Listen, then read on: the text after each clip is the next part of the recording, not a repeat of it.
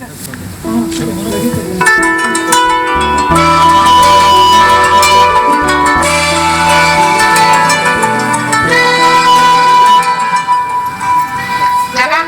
बलदेव सुभद्रा मैया की जय।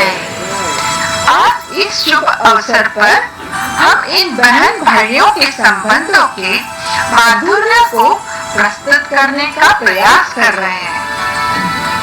कुछ ऐसे भी क्षण होते हैं जब इन दो दिव्य भाइयों के मतभेद होते हैं और कभी कभी तो इनके झगड़े का कारण कोई और नहीं, दोनों के बीच में आराम से बैठी हुई उनकी लाडली बहन ही होती है। सच यकीन ना आए तो चलिए आज हम ध्यान करेंगे उनके इस सुंदर मधुर लीला पर, कैसे उनका झगड़ा होता है और उस झगड़े को वे कैसे सुलझाते हैं।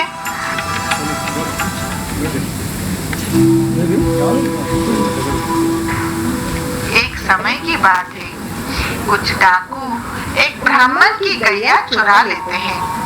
इसलिए वह ब्राह्मण अर्जुन के पास मदद मांगने के लिए जाते हैं।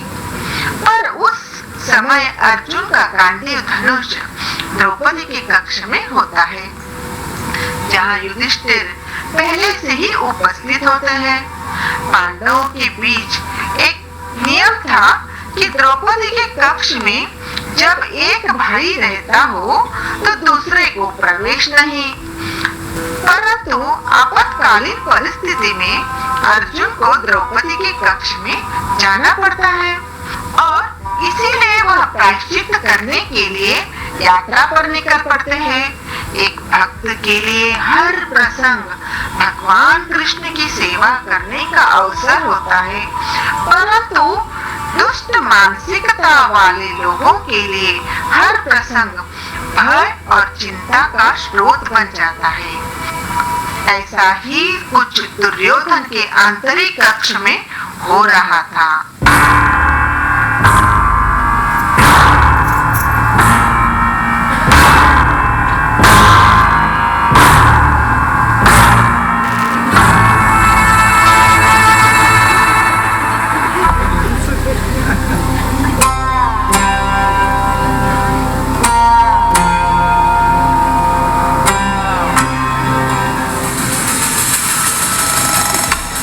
अर्जुन की पूरे भारत व्यापी प्रायश्चित यात्रा कुछ समझ में नहीं आ रही है भांजे दुर्योधन। क्यों मामाश्री, प्रायश्चित यात्रा में कौन भला विवाह करता है? अर्जुन ने नागलोक के राजा महाराज गौरव की राजकुमारी उलूपी से विवाह कर लिया। फिर मणिपुर के राजा चित्रवाहन, जो हमारे मगध देश के पिछवाड़े में ही है, उनकी राजकुमारी चित्रांगना से विवाह कर लिया। यह पांडव हमारे राज्य के चारों ओर घेरा डाल रहे हैं दुर्योधन। ओ मामाश्री, ये कमजोर पांडव आपको सदैव चिंता में डाल देते हैं। मूर्ख की तरह हंसो मत भांजे।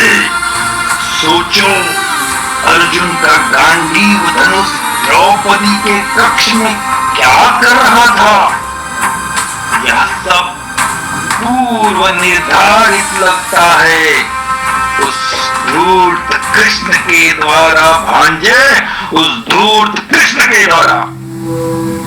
हाँ, मैं मामाश्री से सहमत हूँ, आप सही कह रहे हैं मामाश्री। फिर हमें क्षत्रिय की भांति उन पर आक्रमण करना चाहिए। रणभूमि वही स्थान है जहाँ पर सारे न्याय को सुनिश्चित किया जा सकता है। अलग सोच कर तो देखो, रणभूमि योद्धा का ससुराल होता है, ससुराल। और ससुराल में पूरी तैयारी के साथ जाना चाहिए। इसलिए रणभूमि की तैयारी में लग जाओ। अब अर्जुन भारत के पश्चिमी भाग को पहुंच रहा है, यानी उसकी यात्रा द्वारका में समाप्त होगी। तो द्वारका हमारा क्या बिगाड़ लेगी? हमें सावधानी बरतनी होगी। एक तरफ पूर्व में मणिपुर और दूसरी तरफ पश्चिम में द्वारका। अगर दुर्योधन द्वारका नरेश का जमाई बन जाता है करण, तब राजनीति के स्तर पर हम बलवान बन जाएंगे। तो मैं क्या करूं मामा श्री? तुम्हें बलराम की बहन सुभद्रा से विवाह करना होगा भांजे। वह तो तुम्हारे गदा युद्ध कौशल्य से पहले से ही प्रभावित हैं और तुम्हें अपना शिष्य भी मानते हैं।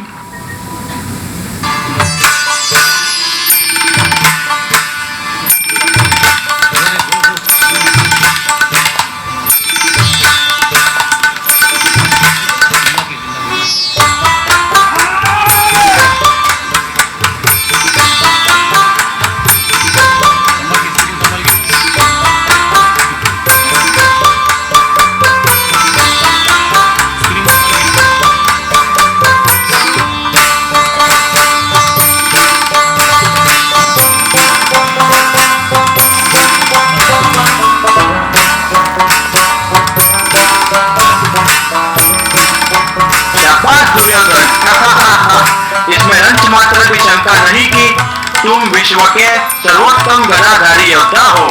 सर्वोत्तम योद्धा तो आप है गुरुदेव।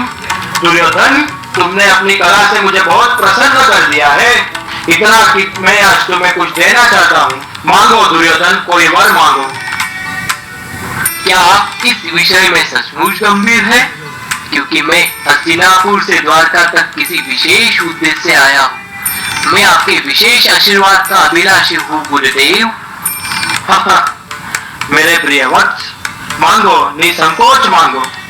तुम जो चाहते हो वह मुझे बता दो। तो गुरुदेव, मैं आपसे सुभद्रा का हाथ विवाह में मांगता हूँ।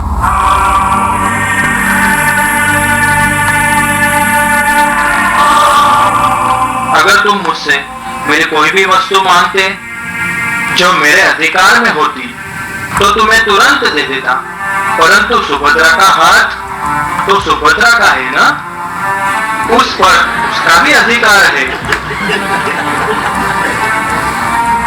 परंतु तुम चिंता मत करो, मैं अपने पिताश्री से आज ही बात करूंगा और मेरे पिताजी मेरे किसी भी प्रस्ताव को कभी नकार देंगे, तो समझो सुभद्रा तुम्हारी हो ही जाएगी।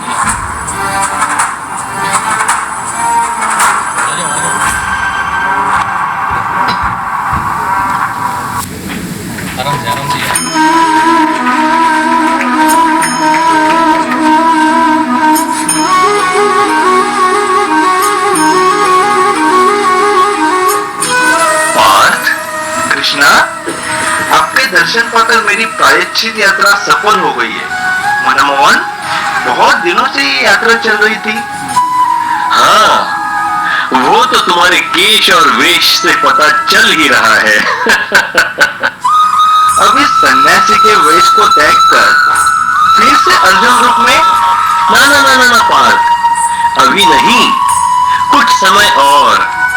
यहाँ चंद्रवंश के आनंद प्रकाश को ढकने कुछ बादल द्वारका की दिशा में आए हैं। क्या? बताइए कृष्णा, किसके साथ युद्ध करने की आवश्यकता है? अब मेरी प्रायश्चित यात्रा द्वारिका में समाप्त हो गई है।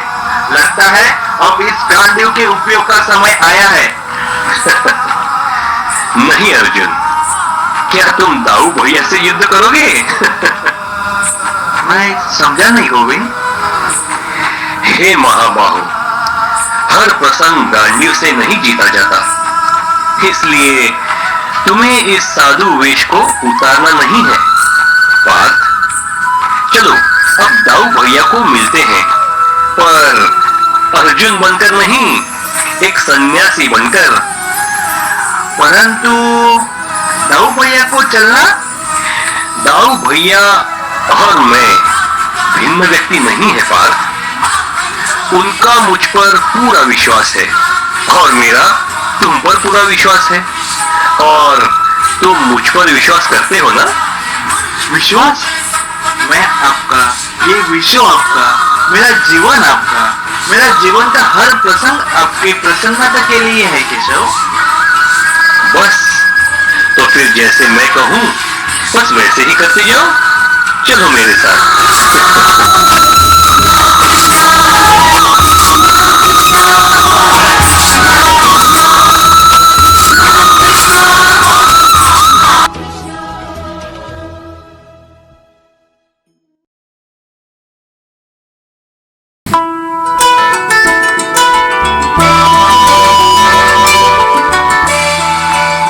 महाराज वसुदेव, क्या आपने अपने कर्तव्यों को करते करते अपनी जिम्मेदारियों को भूल रहे हैं? प्रिय देवकी, आप तो मेरी सासों के समान हो। मेरे जीवन के हर क्षण में, हर परिस्थिति में हम एक दूसरे के संग दृढ़ता से रहे हैं। मैं आपको कैसे टाल सकता हूँ, आपकी और दुर्लक्ष्य कैसे कर सकता हूँ? स्वामी, मैं अपने बारे में नहीं कह रही हूँ। तो आप किसकी बात कर रही है? किस जिम्मेदारी को मैंने नहीं निभाया है देवकी? मैं सुभद्रा की बात कर रही हूँ। क्या आपने उनके बारे में विचार किया है? सुभद्रा को क्या हो गया है? सुभद्रा अब बड़ी हो गई है। माताओं की यही समस्या होती है। जब भी वह अपनी पुत्रियों को देखती है तो उन्हें लगता है कि उनकी पुत्रियां बड़ी हो गई है। और पिताओं की यह समस्या होती है कि वह अपनी प्रिय पुत्रियों को बड़ी कभी समझते ही नहीं, चाहे वह कितनी भी बड़ी हो जाए। परंतु सुभद्रा तो अभी तक कोई किंतु परंतु नहीं। मैंने उसे दर्पण में मुस्कुराते हुए देखा है। परंतु सुभद्रा कोई सामान्य लड़की नहीं है, वह विशेष है। और भारतवर्ष में भी असामान्य वरों का अकाल नहीं पड़ा है। और आपकी पुत्री में कौन सी विशेष बात है? वह कृष्ण की बहन है। प्रणाम पिताश्री। प्रणाम मैया। आयुष्मान भव पुत्र। क्या बात है पुत्र, आज तुम इतने सुबह जल्दी हमें मिलने आए हो? जी हाँ पिताश्री, बात ही कुछ ऐसी है, बड़ी महत्वपूर्ण। बात तो ठीक है, परंतु तुम कुंती बुआ से मिलकर आ गए हो ना? वह कैसी है, वह पहले बताओ। वह ठीक है मैया। महाराज युधिष्ठिर की कीर्ति सर्वत्र फैल रही है। हाँ, वह एक कुलीन राजा है। उसके भाई भी उससे एक निष्ठ है। और नहीं तो क्या, अर्जुन को किसी महत्वपूर्ण कारण के लिए द्रौपदी के कक्ष में प्रवेश करना पड़ा। जब युधिष्ठिर वहां पहले से ही उपस्थित था तो प्रायश्चित्त यात्रा के लिए निकल पड़ा। कितना धर्मनिष्ठ है अर्जुन। अब द्वारका में उसकी यात्रा संपन्न होगी। अर्जुन यहाँ द्वारका में? हाँ, कृष्ण ने कहा है। तो कहीं कृष्ण ने कोई प्रस्ताव तो नहीं रखा? आशा करता हूँ आपने कान्हा का कोई प्रस्ताव स्वीकार तो नहीं किया? प्रस्ताव? नहीं। फिर ठीक है। क्या ठीक है? कौन सा प्रस्ताव? तुम क्या कह रहे हो बलदेव? मैया, मैं सुभद्रा के बारे में सोच रहा था और इस चिंता में था कि कहीं आपने उनके विवाह का वचन किसी को कहीं दिया तो नहीं। तो क्या तुम्हारे पास सुभद्रा के लिए मन में कोई विचार, कोई विशेष प्रस्ताव है? विशेष? वह विशेष लोगों में विशेष है। आज पूरा भारतवर्ष उनकी ओर देख रहा है। ओहो, कौन है वह? हस्तिनापुर युवराज राजकुमार दुर्योधन। वह मेरा प्रिय शिष्य भी है। दुर्योधन? परंतु और उसने स्वयं सुभद्रा का हाथ मांगा है तो मैंने अपनी हाँ कर दी। परंतु क्या कुंती बुआ को यह बात अच्छी लगेगी? उन्हें बुरा क्यों लगेगा? अब राज्य के विभाजन के बाद कोई विवाद नहीं रहा, कोई झगड़ा नहीं है मैया। आप विभाजन तो कोई समस्या का समाधान तो नहीं है ना पुत्र। विभाजन ने राज्य की सीमाएं छोटी कर दी है। परंतु क्या तुम दुर्योधन को वचन दे चुके हो? मैं लगभग वचन दे चुका हूँ, पर उसे यह कहा कि उसकी सुनिश्चिति आपकी सहमति के बाद ही होगी। अगर तुम वचन दे चुके हो तो फिर प्रणाम दाऊ।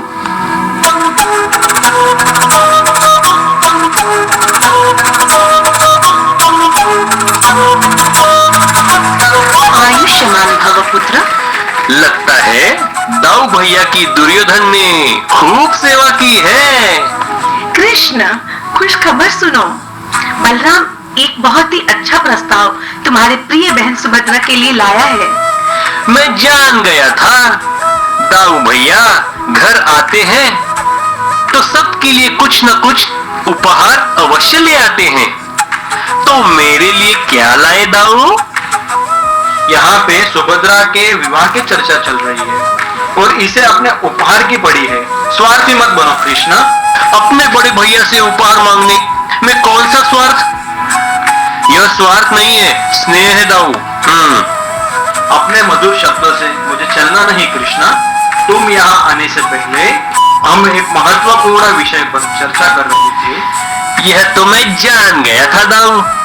जब मैंने आपको देखा तेज कदमों से रथ से उतरकर सीधे पिताश्री के भवन में जब आप प्रवेश किए तो मैंने सोचा कि आपके मन में अवश्य कुछ महत्वपूर्ण विचार दौड़ रहा है, इसलिए मैं भी लपक कर चला आया। मैं माताश्री और पिताश्री को यह कह रहा था कि मैंने सुभद्रा का विवाह तय किया है दुर्योधन के साथ।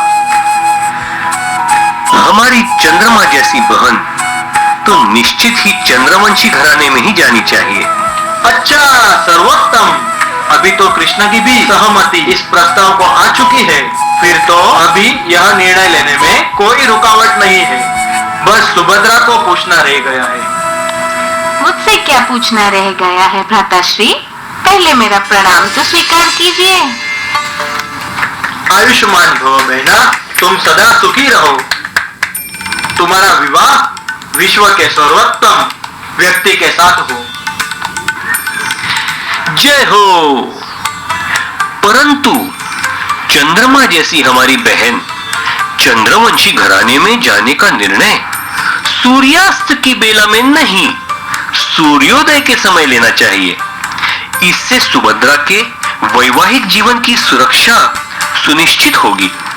इसलिए यह निर्णय हमें कल सुबह लेना चाहिए, नहीं दाऊ? हाँ, यह अच्छा सुझाव है। हम निर्णय कल सुबह लेंगे। सुनो कृष्णा, तुम कोई नटखट्टा मत करना। क्या? मैं भला कौन सी नटखट्टा करूंगा दाऊ भैया? और वह भी अपने प्रिय बहन सुभद्रा के जीवन का प्रश्न हो तब? ऐसा सोच कैसे सकते हैं दाऊ? और आप भी तो सुभद्रा के कल्याण के बारे में ही सोच रहे हैं ना? कृष्ण ठीक कह रहा है और मैं असहमत भी तो नहीं हूं। तो निर्णय कर लेते हैं। भैया, मुझे कुछ भी समझ में नहीं आया। हमारी बहन को जीवन में सारे सुख मिले, उसी की चर्चा हो रही थी सुभद्रे। जय शिव शंभो। आइए आइए मुनिवर, प्रणाम। आप ठीक समय पर आए हैं। ये अतिथि कौन है पुत्र? यह लोक कल्याण के लिए पूरे भारतवर्ष में भ्रमण करने वाले सन्यासी हैं। हमारा परम सौभाग्य है कि वे द्वारिका के कल्याण हेतु यहाँ आए हैं। स्वागत है मुनिवर। अरे अरे, ये आप क्या कर रहे हैं? हम गृहस्थों को आपका आशीर्वाद लेना चाहिए। लगता है मुनिवर बहुत ही नम्र है।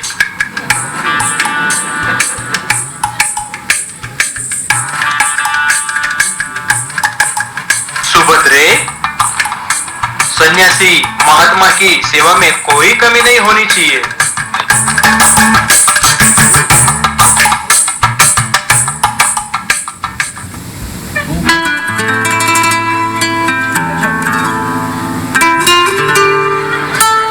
यात्री, कहाँ यात्रा की है आपने?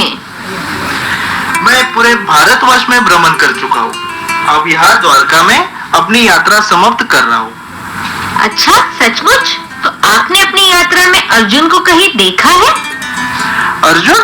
कौन अर्जुन? अर्जुन को नहीं जानते? कैसे भारतीय हो तुम? अर्जुन को नहीं जानते?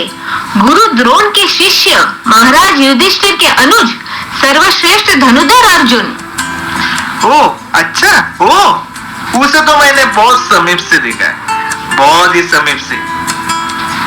सचमुच? तो बताइए वो कैसे दिखते हैं? कुछ विशेष नहीं, सामान्य, अति सामान्य। ऐसे कुछ विशेष गुण तो मुझे नहीं दिखे उसमें। क्या कहा?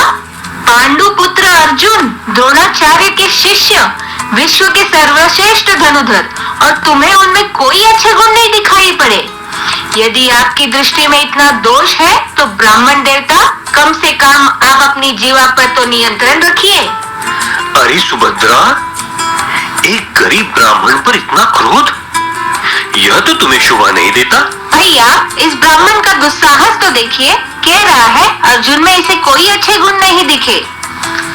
परंतु बहना, यह तो इसके कमजोर आंखों का दोष है ना, तो इसमें तुम्हें गुस्सा, क्रोध करने की क्या आवश्यकता है? तुमने यह कैसे समझ लिया कि यह ब्राह्मण अर्जुन से मत्सर करता है? कहीं अर्जुन की गुणों को जानने की उत्कंठा तुम्हें उसके प्रति आसक्त तो नहीं कर रही? भ्राताश्री, यदि आप मुझे ऐसे चिढ़ाएंगे तो मैं आपसे बात ही नहीं करूंगी। देखा ब्राह्मण देवता, आपकी वजह से मेरी लाडली बहन अब मुझसे क्रोधित हो गई है। सुभद्रा, अगर तुम अर्जुन के बारे में जानना चाहती हो तो तुमने इस ब्राह्मण से पूछा ही क्यों? तुम्हें तो मुझे पूछना चाहिए था। अर्जुन कद में लंबा, तेजस्वी, सुंदर, कामदेव को भी स्पर्धा में परास्त करने वाला, उसे युद्ध में कोई नहीं हरा सकता। हर युद्ध जीतने का कौशल उसमें है। हाय राम, लगता है आपके योद्धा मित्र के प्रेम में आप तो कवि बन जाएंगे। एक विशुद्ध कविता सच का वर्णन पूर्णतः करती है, और यदि मेरी कविता में कोई भी बात असत्य हो तो तुम स्वयं मुझे बताओ, अपने आप दर्शन करके। परंतु भैया, मैं दर्शन कैसे कर सकती हूँ? अर्जुन मेरे समक्ष तो नहीं है। तो चलो, मैं तुम्हें अर्जुन से परिचय करवा देता हूँ, आज यहाँ और अभी इसी समय। क्या अर्जुन द्वारका में आए हैं? सचमुच? भैया, तो हम यहाँ पर समय नष्ट क्यों कर रहे हैं? चलिए हम जाकर उन्हें मिलते हैं। आप मुझे उनसे परिचय कराएंगे ना भैया? कराएंगे ना भैया? अवश्य बहना, अवश्य। प्रिय पार्थ, यह मेरी लाडली बहना सुभद्रा है।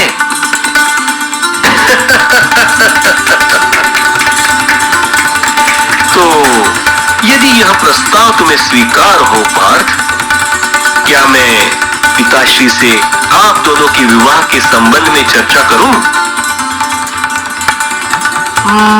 सुभद्रा की सहमति के बिना नहीं। और यदि उनकी सहमति ना हो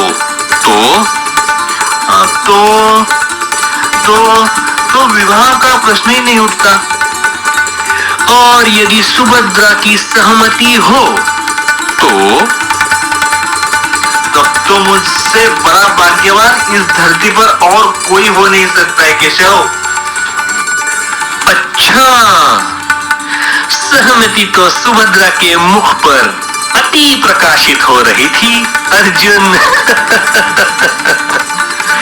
पर बेचारी, दुर्भाग्य से दाऊ भैया ने इसका विवाह दुर्योधन से कराने का सोचा है। दुर्योधन? तो मेरे लिए क्या आदेश है केशव? आदेश का प्रश्न कहाँ उठता है पार्थ? तुम्हें क्षत्रिय धर्म का पालन करना होगा, और विवाह में कठिन रुकावट हो जैसे कि इस समय दिख रही है, तो क्षत्रिय धर्म यह कहता है कि कन्या का अपहरण करना चाहिए। तो क्या आप मुझे सुभद्रा का हरण करने को कह रहे हैं? मैं कहने वाला कौन होता हूं पार्थ? मैं केवल क्षत्रिय धर्म बता रहा हूं। जैसे आपकी इच्छा कृष्णा। सुना है कि सुभद्रा कल प्रातः रैवर्तक पर्वत पर देवी का दर्शन लेने जाने वाली है।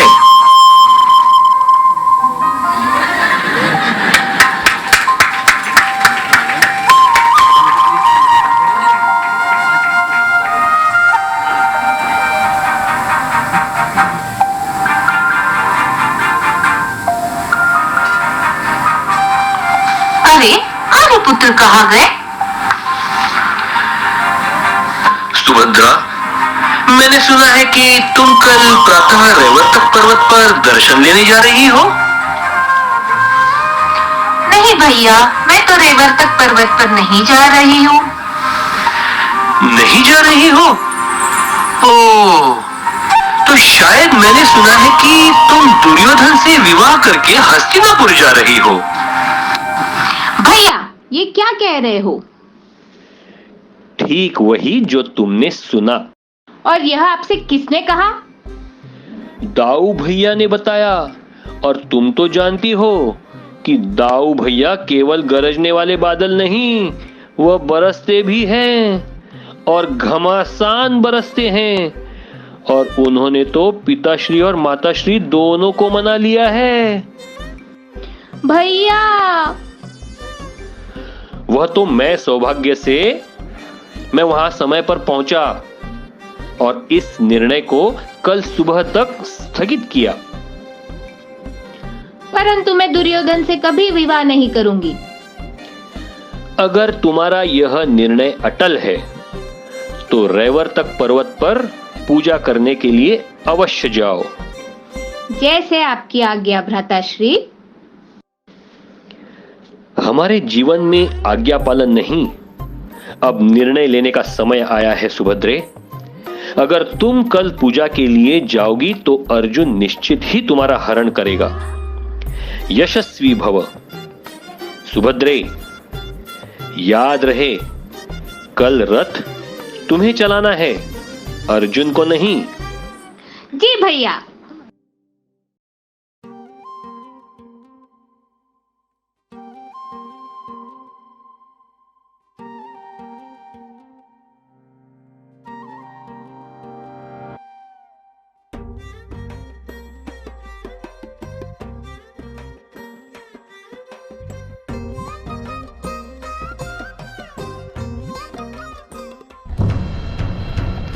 सावधान! देवी सुभद्रा, मैं कुंती पुत्र अर्जुन आपको ले जाने आया हूँ। मैं बहुत आतुरता से आपकी प्रतीक्षा कर रही थी राजकुमार। चलिए।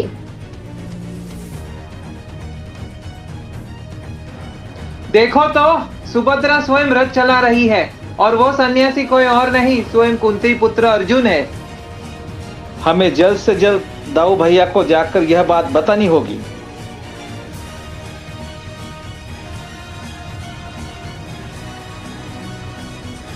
हम उसे मार डालेंगे, कर देंगे, उसे मार डालेंगे, हम उसे दंड वध देंगे, कर देंगे, हम उसे दंड देंगे, नहीं छोड़ेंगे, पूरी में फिर हम ले उसे आओ। नहीं छोड़ेंगे।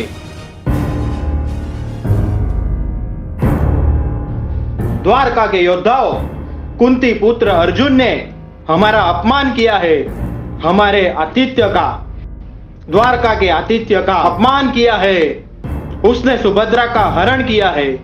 अगर हमें इंद्रप्रस्थ तक भी उसका पीछा करना पड़े तो हम वहां जाएंगे। हाँ, अवश्य जाएंगे, अवश्य जाएंगे, अवश्य जाएंगे, अवश्य जाएंगे। लगता है कृष्ण हमसे सहमत नहीं है। मैंने ऐसा तो नहीं कहा दाऊ, मैं तो मौन हूं। तुम्हारे मौन से ही तो भय लगता है। तुम जानते हो ना कि जब तुमने रुक्मणी का हरण किया था, उसके भाई रुक्मी ने तुम्हें रोका था, तुमसे युद्ध किया। मैंने रुक्मिणी का हरण नहीं किया था दाऊ। आप तो भली भांति जानते हैं कि मैंने रुक्मिणी के आमंत्रण को प्रतिसाद दिया था। वह उसका विवाह उसके इच्छा विरुद्ध शिशुपाल से कर रहे थे। मैंने तो केवल उसकी मदद की थी दाऊ। क्या कह रहे हो कृष्णा? मैं वही कह रहा हूं जो आप सुन रहे हैं दाऊ। क्या यह संभव नहीं कि सुभद्रा जान गई हो कि आप उसका विवाह दुर्योधन से आयोजित कर रहे थे और वह उसकी इच्छा विरुद्ध था और इसीलिए उसने अर्जुन से मदद मांगी। और सुभद्रा को किसने बताया कि मैं उसका विवाह दुर्योधन से करवा रहा हूं? और तुमसे किसने कहा कि वो दुर्योधन से विवाह करना नहीं चाहती? सुभद्रा ने स्वयं मुझे बताया दाऊ कि वह दुर्योधन से विवाह नहीं करना चाहती। और सुभद्रा को किसने बताया कि उसका विवाह दुर्योधन से तय हो रहा है? मैंने कहा दाऊ, जब मैंने यह शुभ समाचार सुना, मैंने सोचा कि सुभद्रा को वह तुरंत बताना चाहिए, इसलिए मैंने उसे जगाकर बताया। वो अच्छा, तो तुमने उसे जगाकर बता दिया, तो उसने तुमसे क्यों मदद मांगी? मैंने तो उसे साफ कह दिया कि मैं कुछ नहीं कर सकता हूं। दाऊ भैया पहले ही दुर्योधन को वचन दे चुके हैं। मैं दाऊ भैया के विरुद्ध जाकर उनका अपमान कैसे कर सकता हूं भला? उनके वचन के विरोध में मैं कैसे खड़ा रह सकता हूं? यह सब कल रात को हुआ, तो फिर उसने अर्जुन से कब मदद मांगी और वह दोनों आज सुबह भाग गए? यह सब इतनी जल्दी आयोजित कैसे हुआ? उसका संदेश लेकर अर्जुन के पास कौन गया? और अर्जुन को यह सब कैसे पता चला कि सुभद्रा रेवर्तक पर्वत पे पूजा के लिए जा रही है? अब इन सारे प्रश्नों का उत्तर तो सुभद्रा ही दे सकती है ना दाऊ, परंतु मैंने अंगरक्षकों से सुना है कि अर्जुन का रथ स्वयं सुभद्रा चला रही थी। उसने मदद के लिए किसी को नहीं पुकारा। जब अर्जुन उसे लेने आया तो वह जाने के लिए बहुत उत्सुक थी और खुद रथ पर सवार हुई। तो क्या इसका मतलब यह नहीं हुआ कि अर्जुन ने सुभद्रा का हरण नहीं बल्कि सुभद्रा ने अर्जुन का हरण किया हो?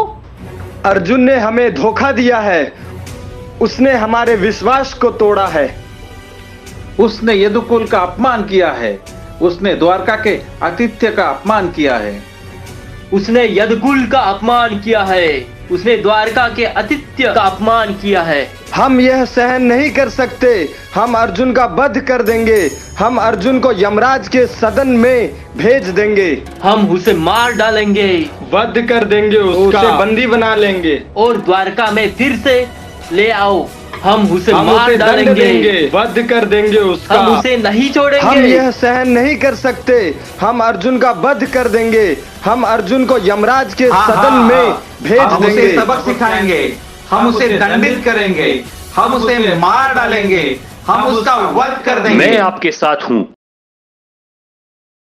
परंतु मुझे एक प्रश्न का उत्तर दाऊ भैया से चाहिए। जब मैंने रुक्मिणी का हरण किया था तो आप सबने मेरा साथ क्यों दिया था? जिस पांडव परिवार की स्तुति करते, उनके गुण गाते दाऊ भैया कभी नहीं थकते। क्या वे कभी हमारा अपमान करने की सोच सकते हैं? उस परिवार का सदस्य है अर्जुन। सत्य तो यह है, अर्जुन ने हमारा मान सम्मान, हमारा आदर बढ़ाया है। द्रौपदी स्वयंवर के समय कर्ण भी मत्स्य के नेत्र का भेदन करने में सक्षम था। तो फिर ऐसे स्वयंवरों का आयोजन करने से लाभ ही क्या है?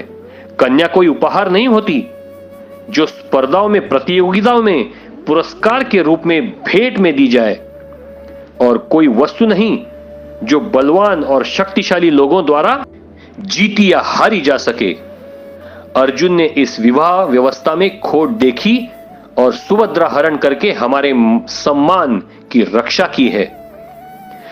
हमें उससे कृतज्ञ होना चाहिए। और मैं कहता हूं, इस संबंध में खोट ही क्या है? पार्थ पांडुपुत्र है, द्रोण शिष्य है, सर्वश्रेष्ठ धनुर्धर है। इस सभा में ऐसा कोई है जो अर्जुन की मित्रता न चाहता हो? वह भारत है, शांतनु का पोता है, कुंती भोज का नाती है। मैं तो तीनों लोकों में उससे अच्छा वर नहीं देख पा रहा हूं। महादेव ने स्वयं प्रश्न किया है, यह कौन व्यक्ति है जो अर्जुन को युद्ध में हरा सके? मैं आपसे नम्र निवेदन करूंगा, जाइए और आदर और सम्मान से उसे द्वारका वापस ले आइए। अगर उसने आप सबको पराजित किया और इंद्रप्रस्थ लौट गया तो द्वारका केवल एक हास्य का विषय बन के रह जाएगा। अगर आप यह सब चाहते हो तो उठाओ अपने शस्त्र और जाकर युद्ध करो।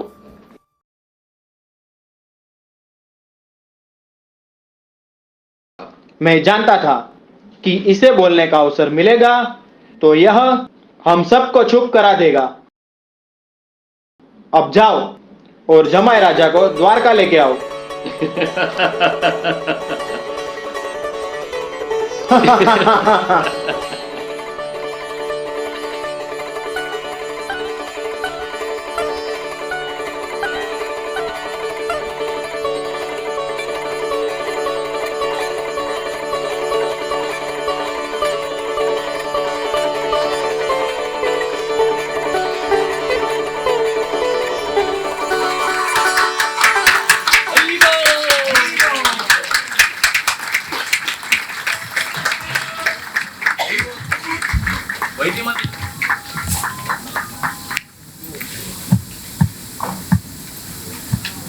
अर्जुन और सुभद्रा कृष्ण भगवान की बलदेव भैया की सुभद्रा मैया की